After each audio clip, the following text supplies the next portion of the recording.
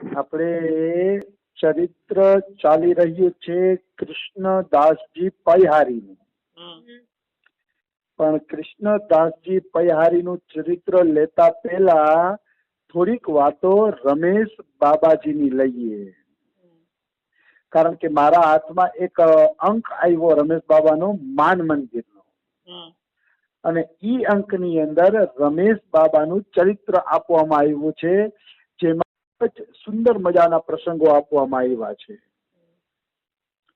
એક પ્રસંગ તો એવો છે કે 1991 રમેશ બાબાની બ્રજયાત્રા હાલતી હતી. 1991 સાલની આ વાત છે. ત્યારે શ્રી રમેશ બાબાની યાત્રા પહોંચી હતી ભાંડીરવન. તો એ ભાંડીરવનમાં એક નાગા બાબાજી રહેતા. આજે પણ એ નાગા બાબાજીની ગૌશાળા ત્યાં છે, ગૌશાળા ચાલે છે. એ નાગા બાબાજી એ સમયમાં યુવાન હતા, થોડાક મોટા હતા, 50 વર્ષના, પણ એ જમાનામાં નાગા બાબાજીનું અહીંયા મોટું નામ હતું. તો ઈ નાગા બાબાજીને જે આ પર્વતોની લડાઈમાં રમેશ બાબાએ જેના પર્વત તોડાવવાનું બંધ કર્યું હતું, એ ક્રેસરના જે લોકો હતા જેને એમાંથી કરોડો રૂપિયા મળતા હતા પર્વત તોડવાના, એ લોકોએ નાગા બાબાને કીધું કે બાબાને તમે ઝેર આપી દો. જો બાબાને તમે ઝેર આપી દેશો તો અમે તમને લાખો રૂપિયા આપશું. તો પૈસાના લોભમાં તો ભાઈ કોણ ન ફસાય, પૈસાનો લોભ જ એવો છે. ભલે ભલાના મનને ડોલાવી નાખે છે આ પૈસાનો લોભ. તો પૈસાના લોભે એવું કામ કરવા તૈયાર થઈ ગયા, અને ભાંડીરવનમાં રમેશ બાબાની યાત્રા રોકાણી હતી. ત્યાં ઈ ગયા અને જઈને કીધું, બાબા લ્યો પ્રયાગનું ચરણામૃત, તમારા માટે જ હું લાવ્યો છું. પ્રયાગનું સરસ મજાનું ચરણામૃત છે, તો તમે લો. તો રમેશ બાબા તો ભાઈ ચરણામૃતનું નામ પડે તો કોણ ના લે. તો રમેશ બાબાએ ચરણામૃત પીધું ને તેને કડવું લાગ્યું. એટલે એને ખબર પડી ગઈ કે આ ચરણામૃત નથી, ઝેર છે, કારણ કે આ તો કડવું લાગે છે. એને ખ્યાલ આવી ગયો. એટલે એને ઓલા નાગા બાબાને ઈશારો કરીને બોલાવ્યો. ત્યારે નગ્ન અવસ્થામાં જ રહેતા, એટલે નાગા બાબાજી કહેવાતા. તો નાગા બાબાજીને બોલાવ્યો ઈશારા કરીને, અને રમેશ બાબાએ કીધું કે અત્યારે ને અત્યારે તમે ભાગી જાઓ, ને કીધું આ લોકોને ખબર પડી ને તો તમને જીવતા નહીં જવા દે, તમે ભાગી જાઓ. એટલે નાગા બાબાજી બીકના કારણે ભાગી ગયા. પછી નાગા બાબાજીએ વિચાર્યું કે આવડું મોટું મેં ઝેર આપ્યું, કાતિલ ઝેર આપ્યું, તો આને કઈ નથી. અવશ્ય આ સંત કોઈ મહાપુરુષ છે. એટલે પછી એને અફસોસ થયો, અને પછી બાબાને કીધું કે હવે હું તમારી માફી માંગવા આવવા માંગુ છું. તો બાબા કહે કે ઠીક છે, એને માફી માંગવી હોય તો ભલે આવે. ત્યાં તો બધા માન મંદિરના સાધુ ઊંચા નીચા થવા માંડ્યા કે આવશે તો અમે એને જીવતો નહીં છોડીએ, મારી નાખશે કે એને તમને ઝેર દેવાનો પ્રયત્ન કર્યો. તો રમેશ બાબા કે ભાઈ હવે એ સુધરી ગયા છે અને માફી માંગવાની વાત કરે છે, એટલે હવે જો કોઈ એને બોલાવ્યો કે કોઈ એને તકલીફ દીધી તેની યારે હું બોલવાનું બંધ કરી દઈશ. રમેશ બાબા એની યારે હું ક્યારેક બોલીશ નહીં. જો એને કઈ પણ કોઈ કઈ કહેશે તો પછી કોઈ કઈ બોલ્યું નહીં. અને નાગા બાબાજી નગ્ન અવસ્થામાં જ આવ્યા અને રમેશ બાબાની માફી માંગી અને ભગવાનના ભક્ત બની ગયા. પછી તો એવા ભક્ત બન્યા કે આજે પણ એના નામ ઉપર ગૌશાળા હાલે છે માત ગામની આસપાસ. એવું મેં ઉઠતું સાંભળ્યું છે, પણ આમાં કોઈના નામ નહીં દઉં, કારણ કે આવા પ્રસંગો પેચીદા હોય છે. એમાં કોઈના નામ દઈએ તો નારાજગી થઈ જાય કે એને ઝેર દીધું તો નહીં, શું ખાતરી છે નામ. એટલે નામ દીધા વગર હું કહું છું કે એમની ગૌશાળા આજે પણ ત્યાં ચાલે છે, કારણ કે પછી હાચા ભગત બની ગયા. તો આ રીતે 1991 ની અંદર રમેશ બાબાને ઝેર આપવાનો પ્રયત્ન થયો. અને 1999 ની યાત્રા રમેશ બાબાની, એ 1999 ની યાત્રાની અંદર એક માજી હતા, 70 વર્ષના, મરી ગયા. એટલે બધાએ કીધું બાબા માજીનું કોઈ ઘરવાળું અહીંયા છે નહીં, તો હવે આપણે માન મંદિર તરફથી અગ્નિ સંસ્કાર કરી દઈએ.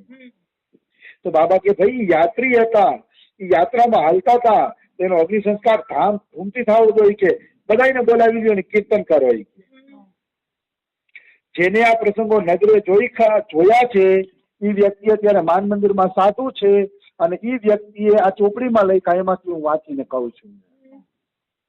મતલબ જેને આ પ્રસંગો નજરે જોયા એ માન મંદિરના સાધુ હજી જીવે છે ને હું મળેલો છું એને ઘણી વખતે. તો ડોશીમાના પાછળ કીર્તન ચાલુ કર્યા અને એવા ધામધૂમથી કીર્તન થયા જાણે પોતાની જ માં વહી ગઈ હોય એવા ધામધૂમથી બાબાએ કીર્તન કર્યા. પછી બરોબર એને ચિતા ઉપર હુવડાવી દીધી અને અગ્નિદાહ દેવાની તૈયારી હતી ત્યારે તો ચિતા ઉપરથી બેઠી થઈ ગઈ માજી, જીવતી થઈ ગઈ. આ મરદું બેઠું થયું એનો ચમત્કાર આ ચોપડીમાં લખ્યો છે કે ડોશીમાં જીવતા જાય એવું નહીં કે એને જોવા વાળા આજે જીવે છે પાછળ. 1999 એટલે કઈ જાજી વસ્તુ ન કહેવાય. 26 વર્ષ પહેલાનો પ્રસંગ છે તો 26 વર્ષ પહેલાના સાધુઓ હજી જીવે છે અને એ માજી જીવતા થઈ ગયા. પછી માજી આખી યાત્રા કરી અને આખી યાત્રા કરીને પોતાના ઘરે પણ ગયા. આવી રીતે રમેશ બાબાના કીર્તન દ્વારા એક મરેલા માજી પણ જીવિત થઈ ગયા હતા. એ છે 1999 નો પ્રસંગ. એટલે આ રીતે રમેશ બાબાની યાત્રામાં અનેક ચમત્કારો થતા, નાના મોટા એવા અનેક ચમત્કારો અહીંયા થતા. તો કહેવાનો ભાવ શું છે કે જો હરિકીર્તનમાં શ્રદ્ધા હોય, ભગવાન નામની અંદર શ્રદ્ધા હોય તો ભગવાન નામ અનેક ચમત્કારો સર્જે છે, એમાં કોઈ મોટી વાત નથી. આવી વસ્તુ છે. પછી માન મંદિરમાં એક ભામિની શરણ કરીને સંત છે, એના આ પ્રસંગો લખેલા છે અને હું પ્રસંગો બોલ્યા ભામિની શરણ થી જ લખેલા છે. તો ભામિની શરણ નામના સંત છે, ઈ એક વખત કોશીની અંદર કીર્તન હલાવતા હતા. કારણ કે કોશીમાં ગોમતી ગંગા કરીને કુંડ હતો, એ કુંડનો રમેશ બાબાને જીર્ણોદ્ધાર કરવો હતો. એટલે ગોમતી ગંગામાં કીર્તન હાલતા હતા માન મંદિરના સાધુઓ તરફથી અને એનું હેડલિંગ કરતા હતા ભામિની શરણ. હવે બન્યું એવું કે ભામિની શરણના ઘરેથી પ્રયાગથી ફોન આવ્યો કે તમારા માતા બીમાર છે, તમે આવો. અને આને વ્રજ છોડીને જાવું ગમતું નહોતું. એટલે વારંવાર ફોન આવે કે માતા બીમાર છે આવી જાઓ, માતા બીમાર છે આવી જાઓ, વારંવાર ફોન આવે. એટલે કંટાળીને એ રમેશ બાબા પાસે ગયા ભામિની શરણજી અને રમેશ બાબાને પૂછ્યું કે હું વ્રજ છોડીને પ્રયાગ જાઉં કે ન જાઉં. ત્યારે રમેશ બાબા એવું કીધું કે તારી માને કેટલા દીકરા છે? તો કે બાબા અમે તો 4 ભાઈઓ છીએ કે બધાથી નાનો હું છું. તો કે 3 દીકરા શું કરે છે? તો કે 3 ભણી ગણી નોકરી કરે છે અને પૈસા વાળા છે, બધા સારો પરિસ્થિતિ સારી છે. તો બાબા કે તમારી માને હાચવી લે એમ છે? તો કે હાચવી લે ને બાબા, 3 દીકરા પાછા નોકરી કરે, પૈસા ટકે સુખી બધી માને ના હાચવી લે? તો બાબા કે તો તારે જવાની જરૂર નથી. તો તારે જવાની જરૂર નથી. એ રમેશ બાબાએ પછી કીધું કે તારા માને હાચવા તો 3 દીકરા છે. મારી માં જયારે પગથિયામાંથી પડી ગઈ હતી, માથું ફાટી ગયું ને, ત્યારે એને હાચવા વાળું કોઈ નહોતું. રમેશ બાબા કે હું એનો એક જ દીકરો હતો, તોય હું વ્રત છોડી નતો ગયો. તોય હું વ્રત છોડી નથી ગયો, તારે ક્યાંય જવાની જરૂર નથી. મેં પેલા જ કીધું હતું કે રમેશ બાબા માર ફાડવાળા સંત છે, વીર પુરુષ છે. એ કોઈ નબળી વાત એની જિંદગીમાં બોલ્યા નથી. કોઈ ધામ છોડવાનું કે ફટકતી ના પાડી દે કે તમારા માતા પિતા બીમાર હોય તો એને માન મંદિરમાં લઈ આવો અને અહીંયા આવીને એની સેવા કરો, પણ તમે એને એના માટે ધામ છોડીને ન જાઓ. કારણ કે એના વિચારો બધા ક્રાંતિકારી છે. એવું જીવન જીવા છે, પોતે વિરક્ત છે, ત્યાગી મહાપુરુષ છે. તો પછી એનામાં તાકાત તો હોય ને બોલવાની. પોતાની સગી માં માટે એ ધામ છોડી નતા ગયા અને એ સગી માં ધામમાં આવી ગઈ હતી ને 40 વર્ષ વ્રજવાસ કર્યો. હવે એ વીર પુરુષ થોડા પછી કઈ નબળું બોલે. એટલે વીર પુરુષ રમેશ બાબા 2 વસ્તુમાં વીર પુરુષ. એક ધામ છોડવાનું કહે તો એને કોઈ ગમે નહીં અને બીજું કોઈ લગ્ન કરવાનું કહે તો એને ગમે નહીં. લગ્નના વિરોધી અમારા રમેશ બાબા. એમ માને છે કે બહુ મોટું પ્રપંચ છે, પછી એમાં પૈસા જીવ બહાર નીકળી શકતો નથી. એટલે 2માં થોડાક ઈ પ્રબળ રહે છે. હું પ્રબળ એવો નથી પાછું, તો રમેશ બાબાની જ વાત કરું છું. એ વૈરાગી મહાપુરુષ છે. હું તો લગ્ન કરીને કોઈને ભજન કરવું હોય તો છૂટ ને, કુંવારા રહીને કરવું હોય તો છૂટ ને, માતા પિતાની સેવા કરીને ભજન કરવું હોય તો છૂટ ને, આપણી પાસે તો બધા ઉપાય છે. પણ રમેશ બાબા અમુક બાબતમાં કડક હતા અને એ સાચું છે, કારણ કે એનું જીવન એ પ્રકારનું હતું.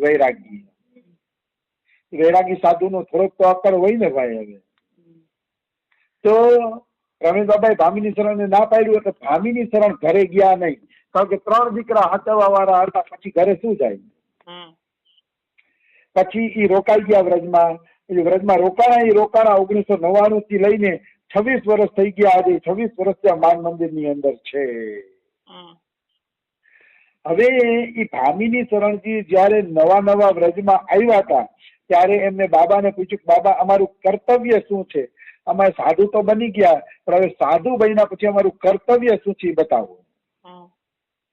ત્યારે રમેશ બાબાએ કીધું કે સાધુનું પહેલું કર્તવ્ય એ છે કે ભિક્ષા માંગીને જીવન નિર્વાહ કરે. સાધુએ હંમેશા વ્રજવાસીની રોટી ઉપર જીવન નિર્વાહ કરવો જોઈએ. વ્રજવાસીની રોટીની ભિક્ષા માંગીને જીવન જીવવું જોઈએ. તો કે ઠીક છે બાબા, અમે રોટી માંગશી. તો કે બાબા કે એમ નહીં,